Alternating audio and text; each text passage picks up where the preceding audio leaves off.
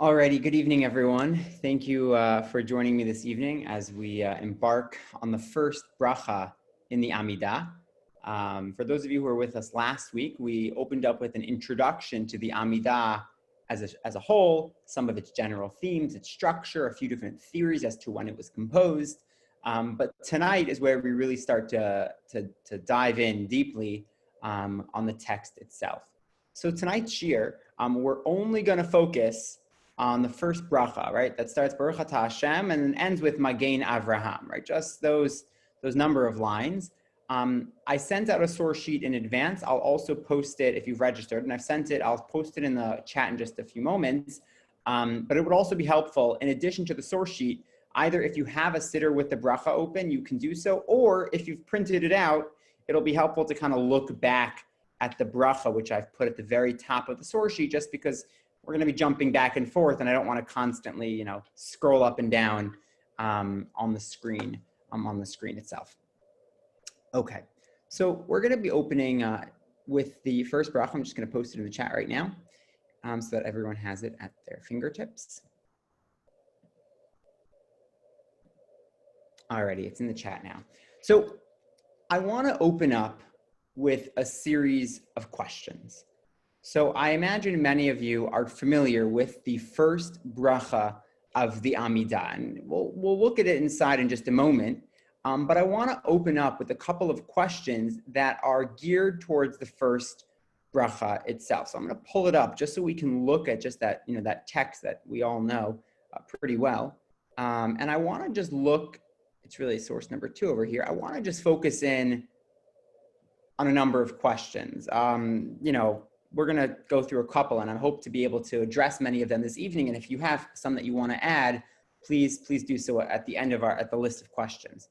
So the bracha of the Amidah opens, right? Blessed are you, Hashem, Baruch Atah Hashem, Elokeinu v'Elokei Avoteinu, right?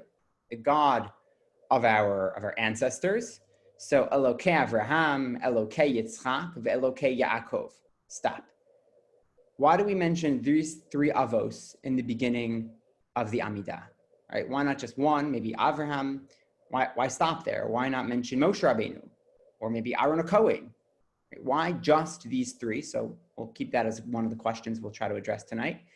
Next, Hakel, Hagadol, Hagibor, v'Hanora. Why these words? Why these particular ways of describing God the Almighty? Like, why can't we talk about Izuz, Adir? Right? There's so many more words in the Hebrew language that we could use to describe God. Why these 4? Kel Elyon, right, in the blue over here. Kel Elyon, right? It's a name of God, right? The God of Most High. Why that one? Right? Why not Shakai? Right? Shin Dalad Yud. Why not Ekyeh Asher Ekyeh? Right? That Moshe Rabbeinu says. Hashem says to Moshe Rabbeinu at Har Sinai. At the Sneh. So that's another question I want to hope to address tonight. Gomel Chasadim Tovim. What does God do? God gives chesed, good chesed, over to people. God does, benefits the humankind and Jews especially. Why are we focusing on God's chesed in the beginning of the Shemona Esrei? Right? This will probably tie into what one of the major themes of the Shemona Esrei is. But why do we focus particularly on chasadim tovim? Continuing on, Konei Hakol. We describe God as the person, God who acquires all, or God who has perhaps created all. Konei Hakol. Why do we use this language? We could have said God is the creator. Shebarat Hakol. Right? We use the language of Konei Hakol. Konei Hakol. Why this? Zocher Chasdei Avot. He remembers the chesed of the Avot. And we'll see a little bit about what that means. And what does God also do? Maybe goa livnei v'neihem. He will bring or brings redemption to his children, to the children of the Avos. Leman Shemo be'ahava. For the sake of God's own name, with love. Why be'ahava? Right? Ahava and Yira often come together. We could have said Leman Shemo be'ahava v'yira. Right? For example, before Shema, we talk about both Ahava and Yira. So why just focus on Ahava? And then the bracha ends, Melech, Ozer, Umoshia, Umogain. He redeems and Magain, protects. Again, this notion of some sort of redemption appearing here as it does prior to the Amidah, right? Ga'al Yisrael is the bracha that leads into it. And we end Baruch Atah Hashem Magain Avraham. Again, this word Magain reappears, protector of Avraham. What happened to Avram, Yitzchak, what happened to Yitzchak and Yaakov? Right? They seem to have lost their status. Right? We focus on Avraham and not on Yitzchak and Yaakov. So these are the questions that I want to hone in on tonight and I want to focus on. Before we get deeper and try to address these questions, and by the way, the highlights are to help you see later on when we're talking about another text, it's going to be kind of hyperlinked essentially back to that original text. But before we kind of try to address some of these questions, and by addressing them, I hope to be able to deepen our understanding of what we're doing in this very first bracha of the Shemona Esrei. I just want to open it up. If anybody has additional questions or comments of the questions, we're not quite up to answers yet, about the opening bracha, this is the time.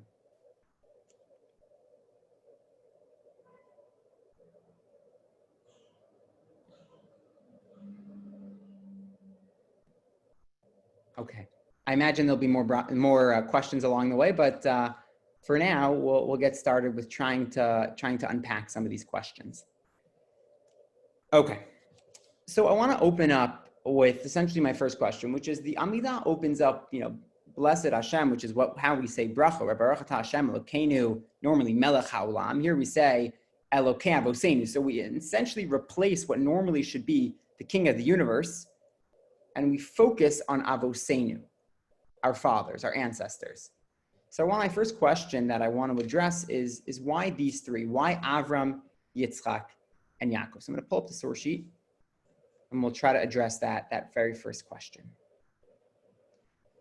Okay. By the way, the first source that I put on the sheet, if you look at it, it just notes the importance of having kavanah during this very first bracha, because essentially this very first bracha says the Shulchan Aruch, based upon the Gemara, if you don't have kavanah in the very first bracha, you got to start over again. Today we're more makil because we don't have the kavanah we need anyway, right? It used to be people had much more kavanah, but essentially this first bracha is very important for the Shemona Esrei. So let's look at source number 3. Brings us to Moshe Rabbeinu. So when Moshe Rabbeinu essentially meets with Hashem in one of his first interactions with God, God says, Vayomer od Elohim, God says to Moshe Rabbeinu, Ko tomar el bnei Yisrael. This is what you need to tell the Jewish people when you go to Mitzrayim to meet them.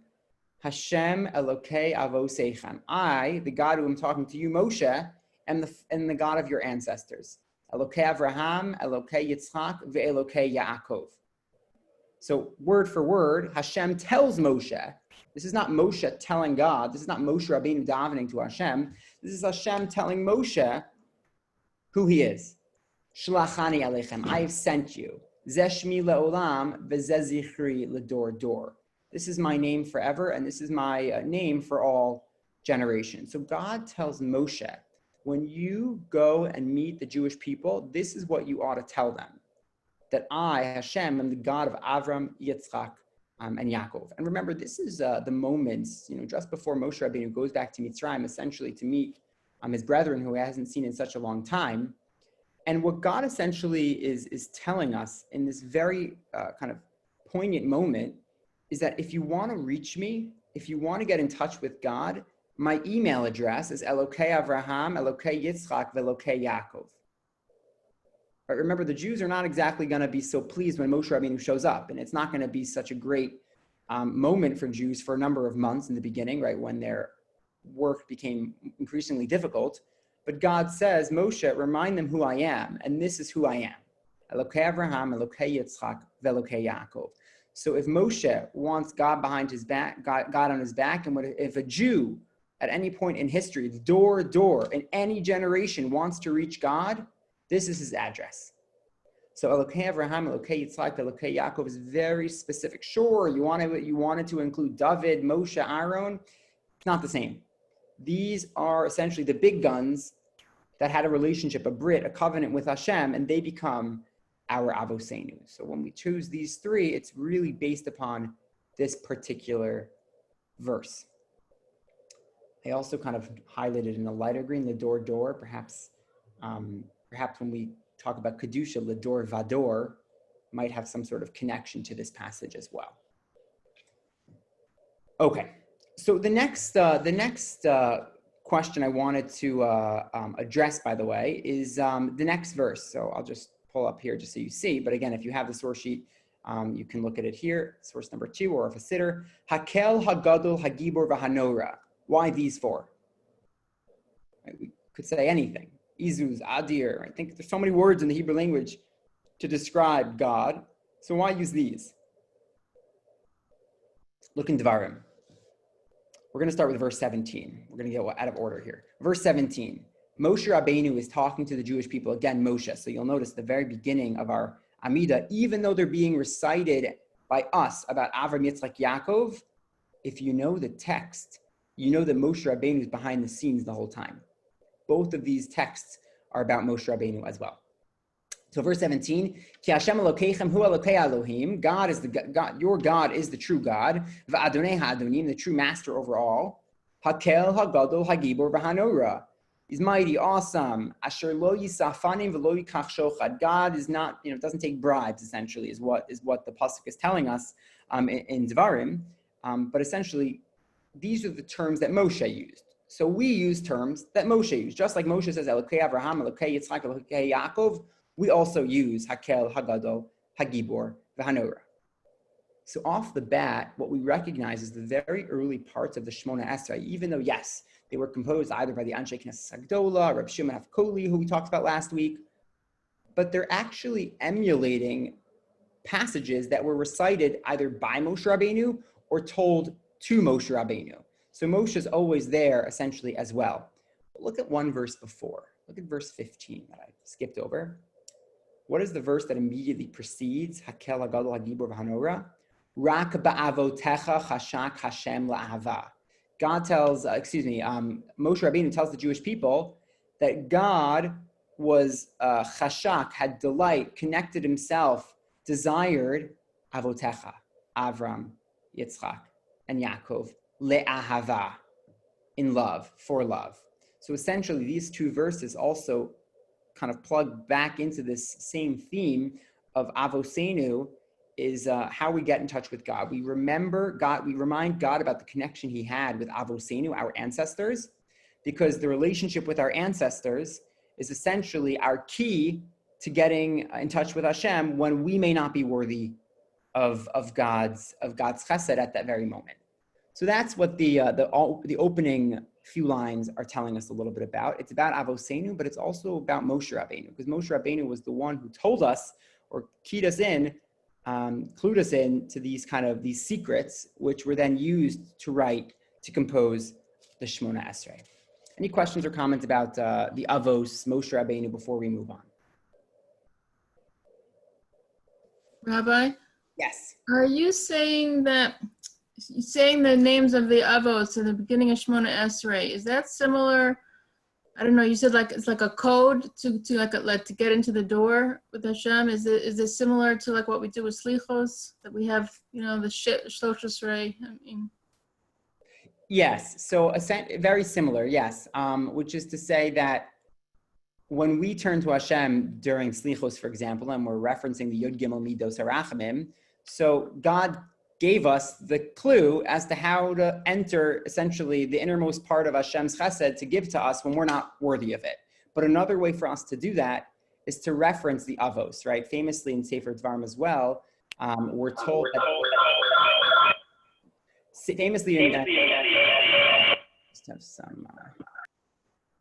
famously we're told that Moshe Rabbeinu tells us that it's not because of us that we merit to enter the land of Israel. We may not be worthy of it, but our avos, it's because of our avos that Hashem permits us to enter into the land of Israel. So our lives in this world, and often our lives in the land of Israel, require additional merits, which comes through our avos. It's not to say we're nothing, we're dirt, but essentially we make many more mistakes in our lives than our avos did in theirs. And so when we make mistakes, often we fall back and say, you remember my great-great-great-grandfather, who you had such a close relationship to. Aliza. Why do you think that Moshe is not mentioned in the text, but is only a subtext? Yeah, so I think it's because so much of our tefillah, parts of this part of Shemona Esrei and elsewhere, are things that Moshe says, but Moshe himself never gets put into the text itself. This might also allude to the fact that Moshe Rabbeinu, right, famously said, "Erase me from your book." It never was about Moshe Rabbeinu. He's the most unav person on the face of the planet that ever was. So perhaps it would almost be inappropriate to reference Moshe. And going back to the Slichos, when we mention lots of people at the end of Slichos, Moshe is not one of them, right? We say the Yud Gimel Midos, which came to Moshe, but we actually never mention him. Is there a notion that he is not like a parental figure as much as a shepherd of some sort? Like, because I think of Avram, Yitzchak, and Yaakov as more parents, and I actually think that there was a lot of criticism of Moshe as a parent in Shemot and afterwards, but I'm not sure. Yeah, I think here also we're focused on Avram, Yitzchak, Yaakov as the biological or spiritual founders of the Jewish people. Forget about the Torah, just the Jewish people. Moshe Rabbeinu is Moreinu, right? He's Rabbeinu, Moshe Rabbeinu, right? He's our teacher. So I think there is what to be said about the fact that you have a very different relationship with your Zaidi, essentially, than you do with your teacher, right? Your teacher is harsh, and that's why Moshe Rabbeinu, the Tochacha, Sefer Dvarim, and they're not exactly the most warm passages, but nevertheless, he obviously is our teacher, but at the end of the day, our avos are the ones who are really going to protect us, perhaps more so when it comes to these notions than Moshe. Good point. Okay, so now we're gonna move on to one last piece about Hakel Gadol Hagibor v'Hanora. Source number 5. If you have it, we're not going to read the whole source inside, but I just wanted to share it with you. Some of you may be familiar with this. It's Gemara in Brachos, which is a funny, an interesting Gemara, where the Gemara tells us, and I'll kind of just paraphrase it generally, where a certain person got up to daven in shul, right? He was the chazan for the day before Rabbi Chanina. And he said, Hakel, Hagadol, Hagibor, V'Hanora, highlighted in the yellow, right? It's the same yellow from before.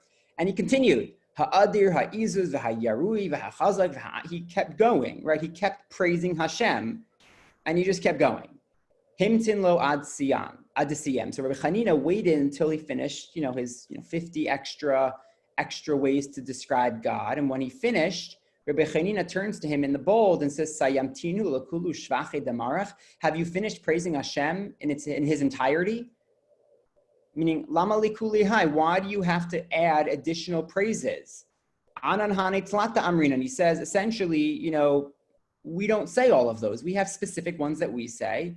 And had Moshe Rabbeinu, ilav da amrinu Moshe Rabbeinu ba'oraisa, had Moshe Rabbeinu not said the following, Hakel Hagadol Hagibur v'Hanora, in the Torah, and then the Anshe Knesset Hagdola had not established it, we would have no authority to praise Hashem in such a fashion. That is to say, the praise of God goes on forever. And Rabbi Chanina is teaching the Chazan a lesson, which is that, sometimes less is more.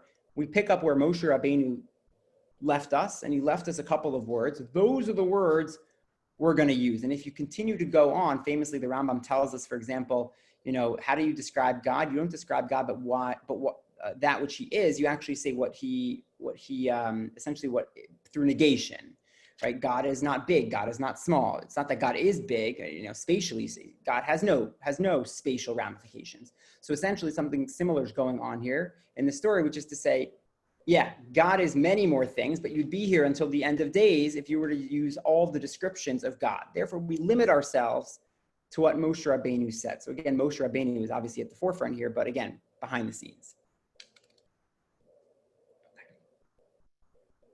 One last piece on Hakel Hagadol Hagibor, and this really will seal the deal as to why we say these 4 words.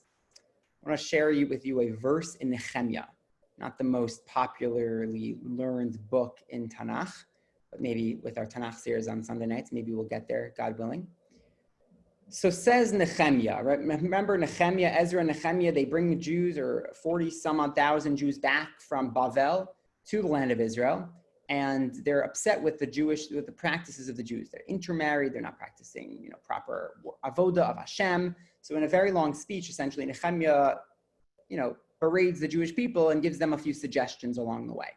And within this entire speech that Nehemiah gives, which is a number of chapters long, so he says the following: Ve'ata Elokeinu, and now our God, who is Hakel, Hagadol, Hagibur, Vahanora. So Moshe says it, so that's why Nehemiah can say it, and that's why we can say it.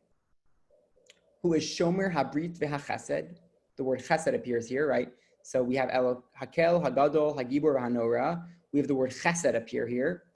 And he says essentially, right, God gives us Chesed, and God doesn't hold back, essentially.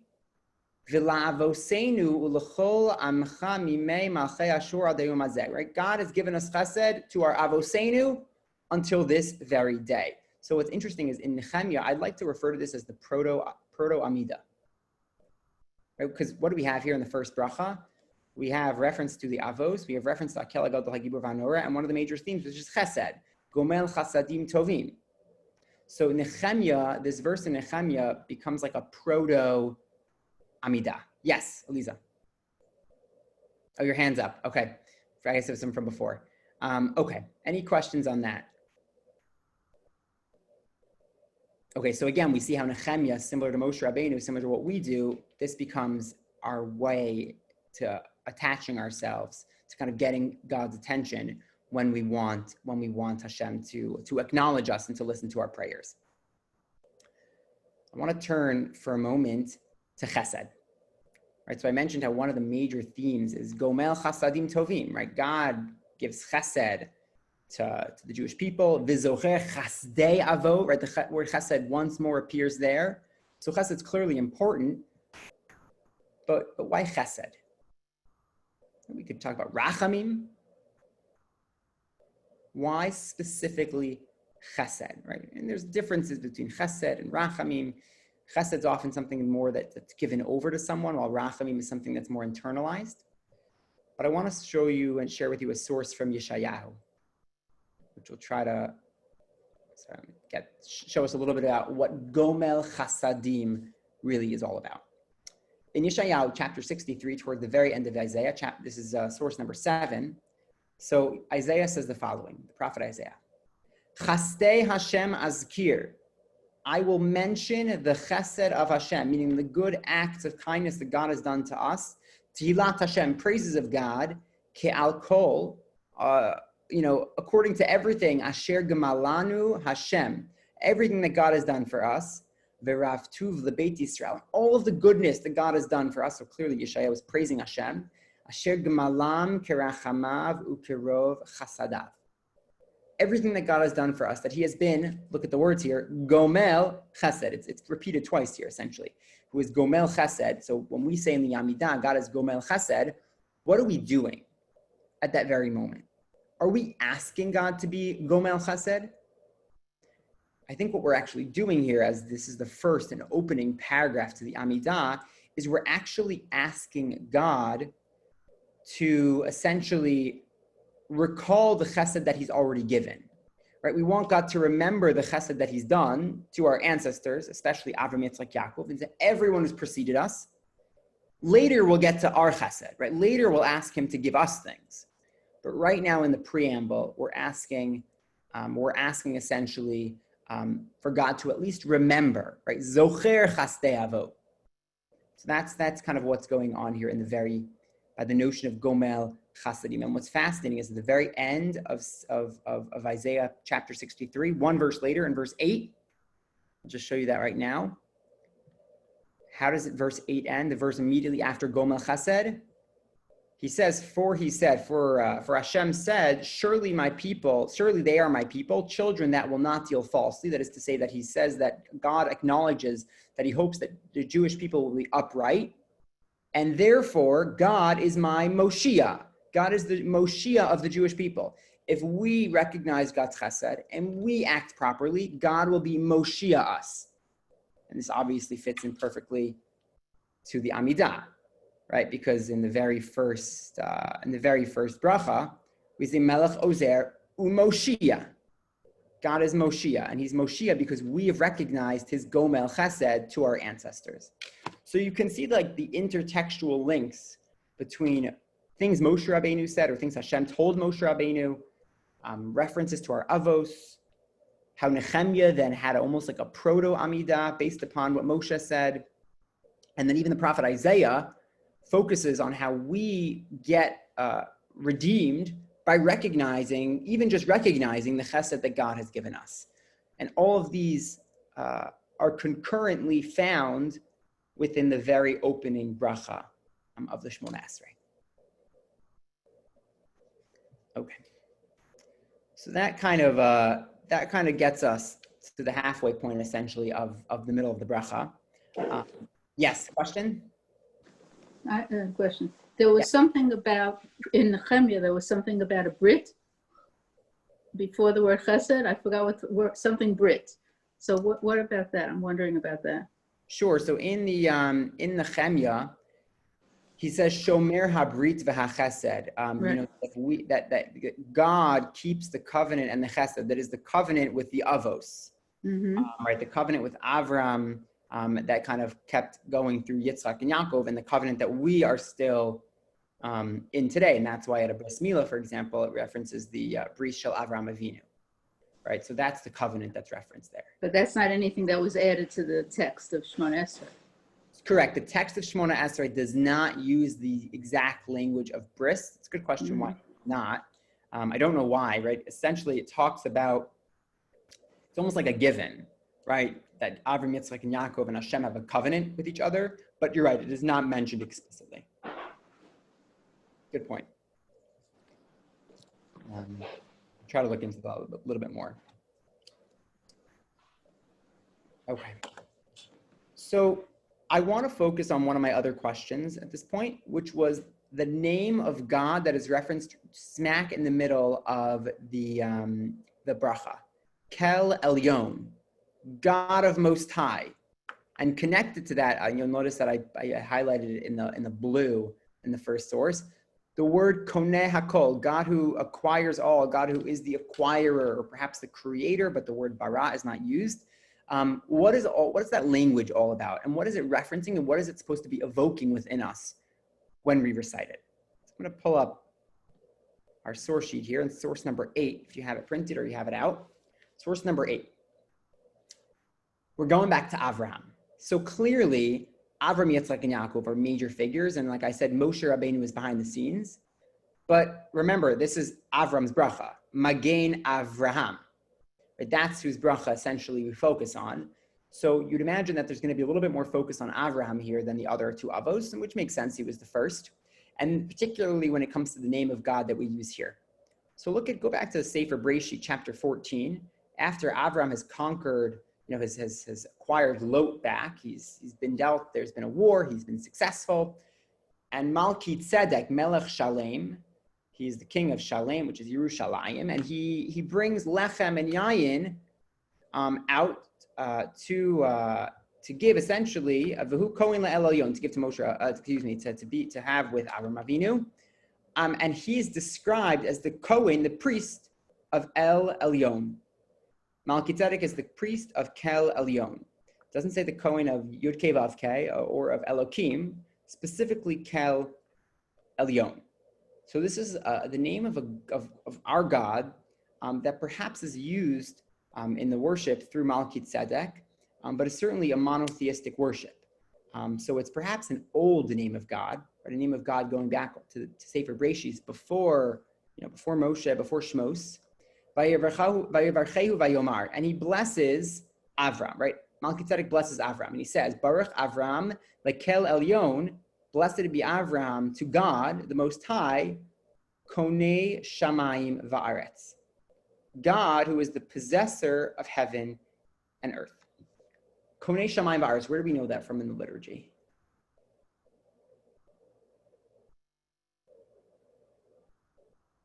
I can sing it, maybe it'll.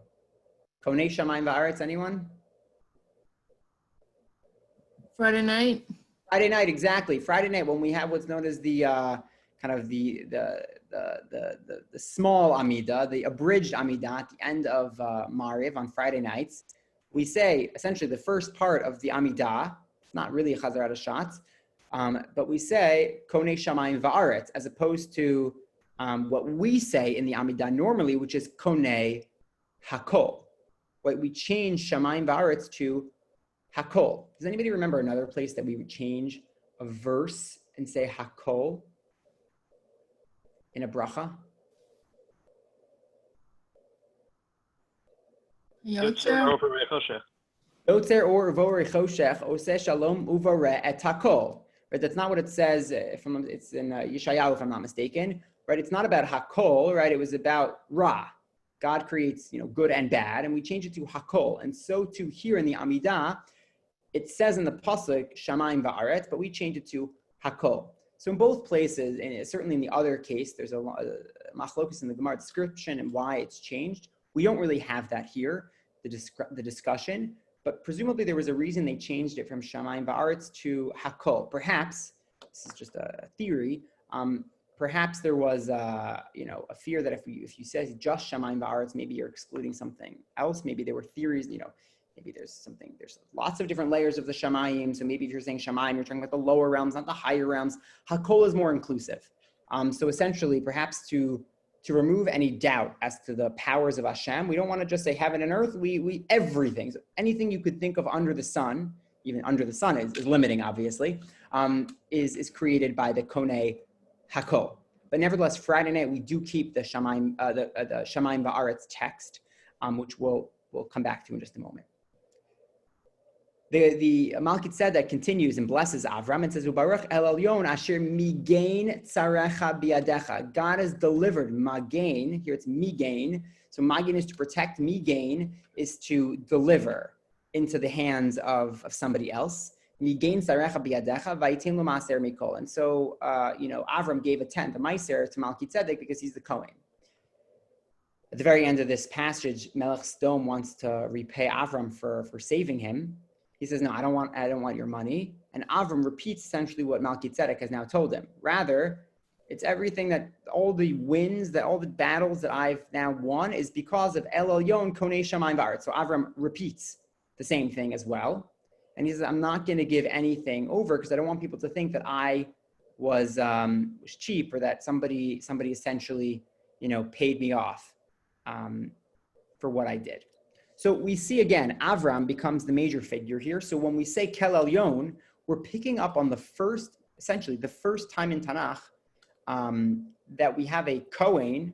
This is essentially the Kohen Gadol in Yerushalayim, Melchizedek, who has some sort of interaction with Avram, and he learns from Melchizedek to call him Kel Elyon. And therefore we use that same language because we're essentially hearkening back to the early moments of Avram Avinu's life, where he created these bonds between not only let's say Avram and Melchizedek, but essentially between Hashem, Kel Elyon, and Avram Avinu. The first bracha becomes Avram Avinu's bracha. And I'd like to hint you into something else, which we'll talk about over the next 2 weeks, which is that the first bracha focuses on Avram Avinu. The second bracha has much focus on Yitzchak Avinu. The third bracha, Hakel HaKadosh, is focused on Yaakov Avinu. We'll get into the other two in the next 2 weeks, but tonight we'll talk about Avram Avinu. And that's clearly what the focus is on here. The text that we have in front of us, as I mentioned last week, was essentially composed, in one particular tradition. But clearly there were other traditions early on, and there's many works that describe different traditions of the Amidah that existed. If you look at the tradition in Eretz Yisrael, the early Eretz Yisrael, the first number of centuries, we have fragments from the Geniza of the Eretz Yisrael Amidah. Their Amidah was a little different than ours in the language. Look over here. Source number 9. What do they say? Not Kel Elyon, Zocher Chasdei Avot, essentially V'konei Hakol. They actually keep Konei Shamayim Va'aretz. So when we say at Ma'ariv Friday night, we keep essentially it's hearkening back to the earlier tradition that was said in the land of Israel in the early centuries. So that's kind of interesting how we changed it in Bavel to Hakol, but in early, Eretz Yisrael, they called it Shamayim Va'aretz. And you'll notice here also, it's a little bit, this is the next line in the early Eretz Yisrael tradition, Maginenu, Magin Avosenu. So it's not Magin Avraham, Magin Avosenu. right? Our Babylonian tradition focuses heavily on Avram. It's a little bit more broad, Avosenu. And furthermore, Miftachenu, Bechol Dor Vador. So you get that Dor Vador reference that we put in the Kedusha, but they, in Eretz Israel, had it in the first bracha of the Amidah, which goes back to Moshe Rabbeinu, who said Midor, where God told Moshe Rabbeinu at the snap, Midor, Dor, from generation to generation. Okay, so I just kind of mentioned about the notion a little while ago about Gomel Chasadim Tovim V'Konei Hakol. Look at the Abu Draham. Abu Draham, a commentator in the 13th century in Spain, and he has a commentary on the Amidah, on Tefillah, and he says, if you look, Gomel Chasadim Tovim is actually written in the present. Right? I kind of said it was about the past, right? Because it's about Avram, it's like Yaakov, Avosenu. But Gomel Chasadim Tovim is the present. He says, Bechol Yom Gomel Chased V'Konei Hakol. Every single day, God does these things. Just like we say that God in Shachris, not that God created the world, but God is continuously creating the world. So God continuously is Gomel Chesed V'Konei Hakol, and continuously is remembering the Chesed that He gave to our Avos in order for us to receive redemption today. So it's kind of a nice way to think about our davening, which is that we not only reference the past, but we certainly are, our davening is involved in allowing God to redeem us in the present. Any questions? Okay, so I want to jump now to one of my final questions, which was the notion that the first bracha opens with Avosenu, and even though it focuses on Avram Avinu, why do we end the bracha Baruch Atah Hashem Magen Avraham? Why not Magen, like we saw in the Eretz Yisrael, Avosenu, or Magen Avraham, Yitzchak, Yaakov? Why do we just stop there with Avram? So there's Gemara in Pesachim that asks that question. I want to share with you that Gemara just now. So look at this Gemara. Pesachim 117. So Gemara asks, Yachol Yehu Chosmi Makulan, why don't we end the bracha with all three? Talmud Lomar Veheye Beracha. Remember this week's parsha. We have Steve is on, Laner is on the call, where we say, right, in this week's parsha, when Hashem says, Lech lecha ma'artzecha mulatcha mitavicha l'artz yarecha, ve'escha legoy gado va'avarechecha, ve'agadla shemecha, ve'yeh bracha. And essentially, you will be for a blessing. Who will be for a blessing? Bach Chosmin, says the Gemara. You, Avram, you are the true originator of the blessings that will come upon the Jewish people. Ve'ein Chosmin bekulan. Right? We don't reference all of them because it's all about Avraham, essentially. Avram is our Av. And yes, we have Yitzchak and Yaakov, and we'll talk about them in the next 2 weeks.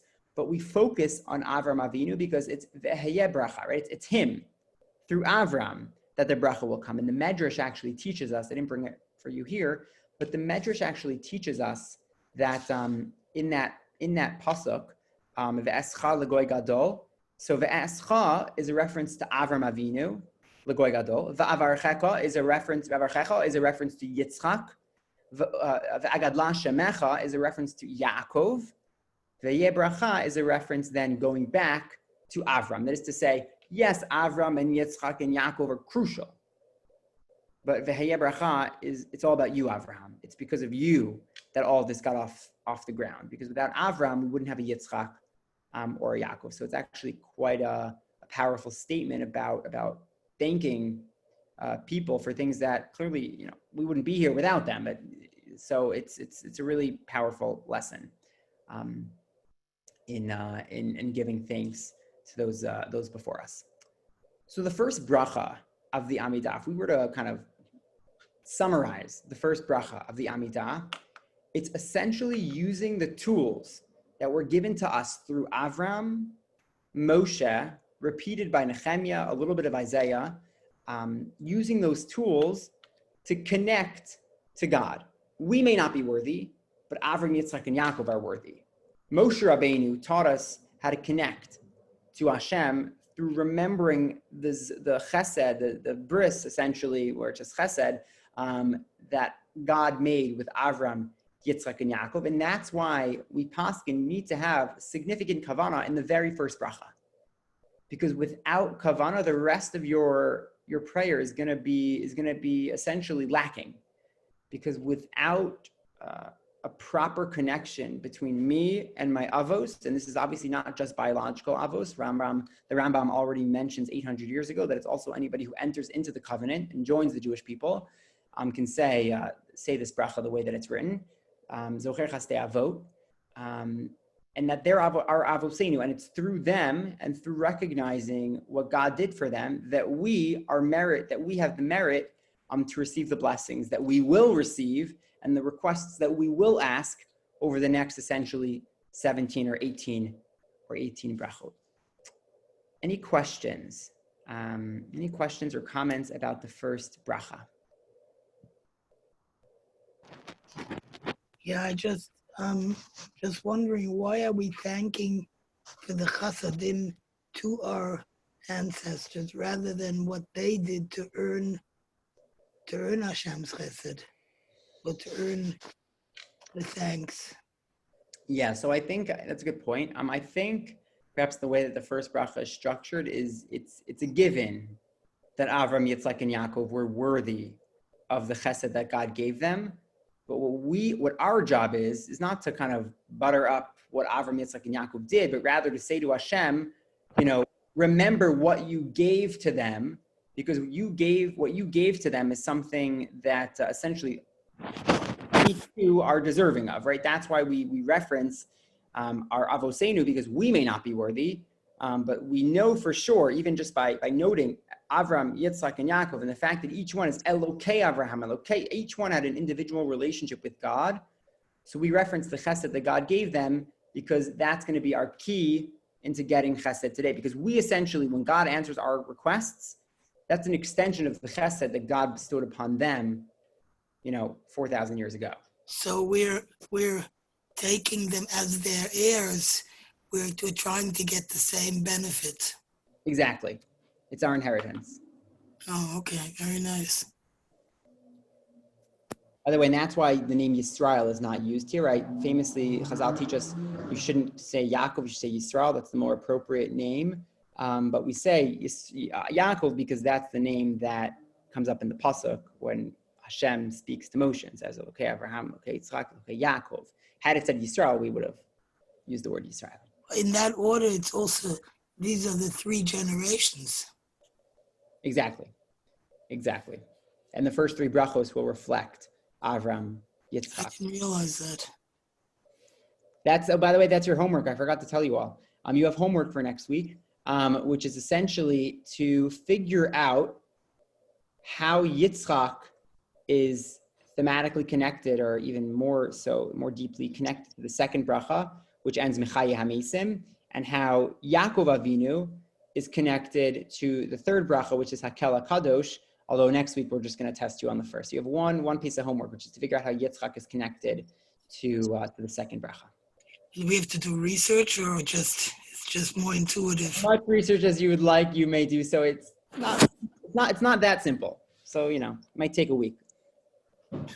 Any other questions or comments? Yes, I see a hand somewhere.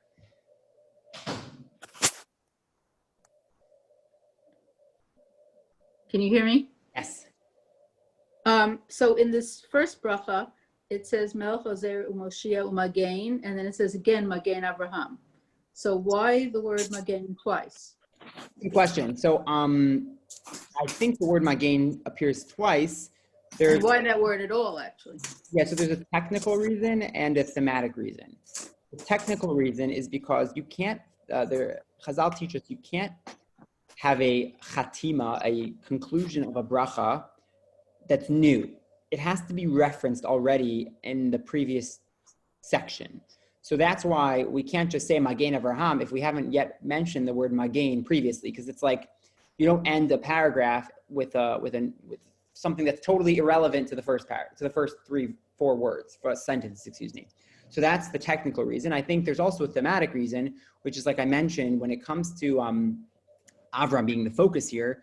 So the word migain appears, or which is a similar word to magain, appears in Sefer Bereshit in the story with Malki Tzedek and the name of Kilayon. But also it appears in a few other places, one of which is actually the last source on your source sheet. You can look at it, where it's actually not in a source that is in our literature, kind of in the closed sense, but in Ben Sira. Ben Sira is an apocryphal work that is even referenced by Chazal, that was from over 2,000 years ago. And he has essentially his own tefillot and psalms that were recited during his time period, during Beit Sheni, the Second Temple. And they actually have the same language of Magen Avraham. It says in a passage that he has, similar to our Hodu Lashem Ki Tov Ki Le'olam Chasto, which we say on Shabbos, it's a psalm. He actually says, Hodu L'Magen Avraham Ki Le'olam Chasto. He has the language of L'Magen Avraham. So there's an ancient kind of, text of Magen Avraham that Chazal lifted essentially to put here based upon the text in Tanakh, and perhaps also what was going around during the time of Ben Sira. Thank you. You're welcome. Feel free to head off, but if anybody has any questions or comments. Where is the second bracha starts with Atagibor? Yes, it starts with Atah Gibor. It does not start with Baruch, because it's really it's an extension of the first bracha, but is obviously independent of the first bracha. We see that in Shachris also. Right? For example, after you say Baruch Atah Hashem Yotzer HaMe'arot, you go straight into Avarabba. It doesn't start Baruch Atah Hashem. That's the way that Chazal institutes certain brachas when they're connected to each other. So it ends with the bracha though. Correct. It ends with Mechayi.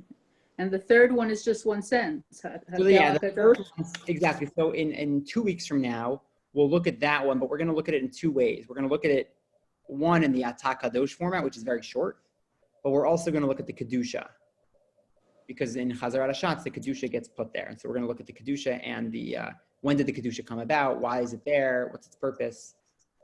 Yeah. How come we bow only for the first three and the last three? How come we don't bow for all of them?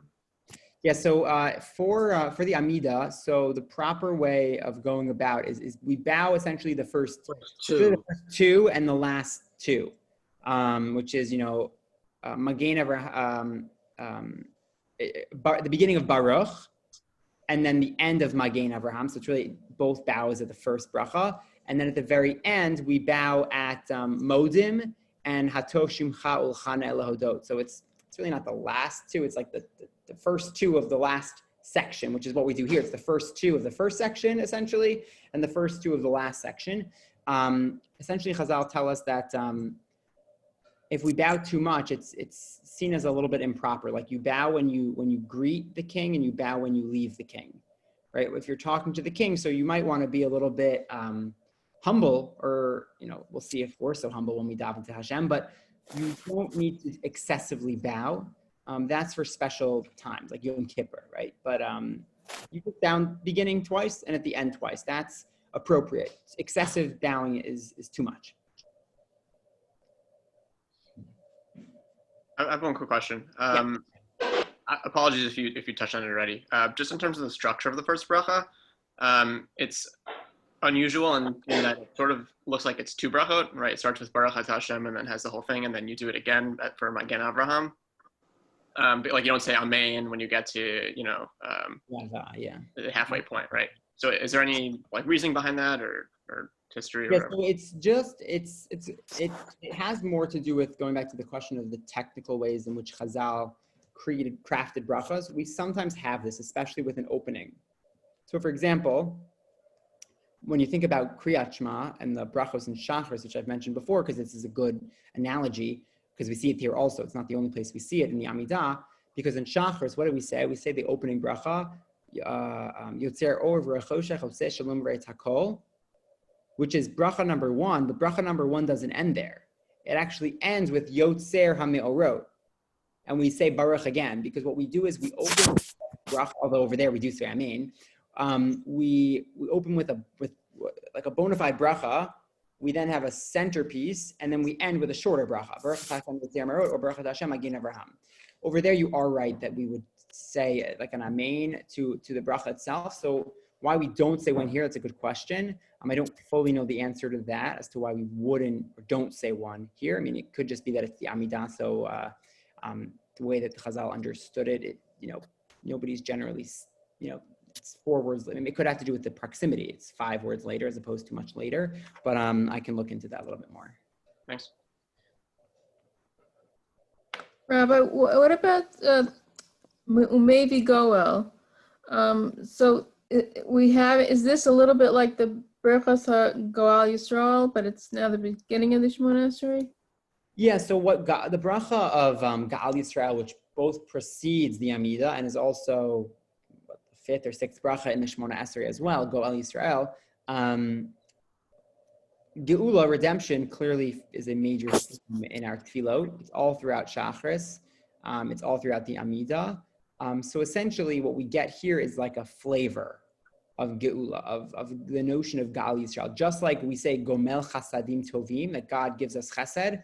So all throughout the Shemona Esrei, we actually will be asking God to show us his chesed. Give us slicha umechila, give us refuah, right? So this, as a preamble to all of the Shemona Esrei, we try to hit as many points as we can.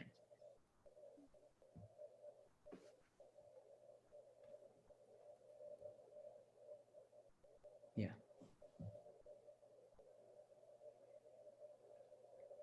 Any other questions or comments? Alrighty, well, thank you all for joining. I'll stick around for another few minutes if anyone else has any questions, but thank you all for joining. I look forward to seeing you all back here next week at 8 o'clock. Next week at 7:30, there's the inaugural event for Yoval, which you may have gotten an email about, the year of very active listening, but that will end before our class. So, it'll end a few minutes before 8 o'clock, so we should be able to start directly at 8. If for whatever reason it's running 5 minutes late, so we'll start 5 minutes late, but I should be able to join it and let everyone know that. Alrighty, have a great evening. Thank you. Rabbi. Good night. Thanks. So, Rabbi, a question about Magen. So why is that metaphor used? In the Amidah or in its original context? Yeah, in the Amidah. In the Amidah, yeah. So what's going on here, I believe, is the notion that, God is the everlasting protector or shield of the Jewish people. Meaning, no matter how far we go from the Torah or how far we leave our avos, what we stand for, God is the Magen of Avraham. God protects us essentially against anything. And obviously, we hope and pray that that's what happens. But I think we're highlighting the notion of God as the protector and not the Goel, because we did just say Gaal Yisrael. But Avram Avinu specifically is connected to Magen, because the modern state of Israel has talk about pre-state Israel Haganah, right? The notion of protection, because God is the protector. And it's interesting in the notion in the story of Avraham, Magen is used in a military style as well. Avram has just come back from battle, and he talks about Migain Sarecha Biyadecha. He's talking about the enemies will be delivered into your hand. So we open with the first bracha as almost like an assurance to Jews wherever and whenever that you'll be protected by God. And I think that's perhaps why we do it, especially because it's with Avram Avinu. Rabbi, can I ask a quick question? Yeah. Malki Tzedek, who was he? What was he? So the pshat in the Torah is just what we see here. Malki Tzedek is, Malki Tzedek. That's all we know about him here. He's the king of Shalem, which is the abbreviated word for Yerushalayim. So that's important because that's eventually going to be the home of our temple, where our Kohen Gadol worships.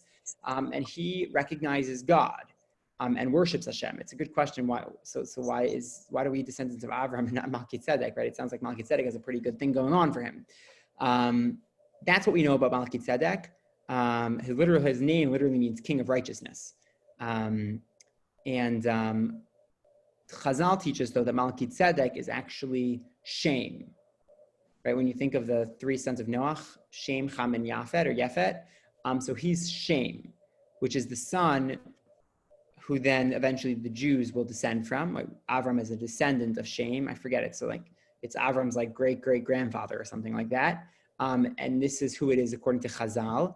And this is the same Shem who establishes a yeshiva known as the Yeshiva of Shem Ve'ever, who's his grandson, and teach Torah, according to Chazal, early on. So that's who Malkid Tzedek is in the eyes of Chazal, because Shem was the righteous son who we descend from. Thank you. You're welcome.